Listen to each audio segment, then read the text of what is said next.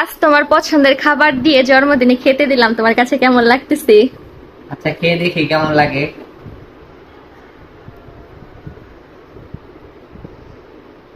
তার জন্মদিনে সে যা যা খেতে চেয়েছে তার পছন্দের খাবারই রান্না করা হয়েছে। মাশাআল্লাহ, খেতে অনেক মজা হয়েছে। আমার জন্মদিনের জন্য আমি তাকে যা যা রান্না করতে বলেছিলাম সে আমার জন্য সবকিছুই রান্না করেছে। এখন গরুর মাংস দিয়ে খিচুড়ি খেয়ে দেখি কেমন লাগে।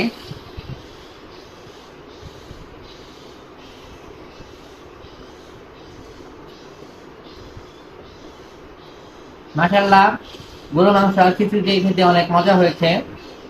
আমার কাছে গরুর মাংস আর ভুনা খিচুড়ি খেতে অনেক ভালো লাগে।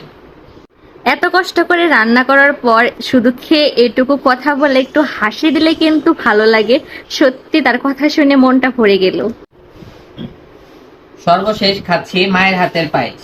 পায়েসটা খেয়ে দেখি কেমন হয়েছে।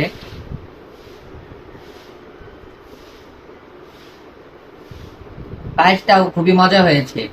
ঝাল খাওয়ার পরে আমার মিষ্টি কিছু খেতে খুবই ভালো লাগে।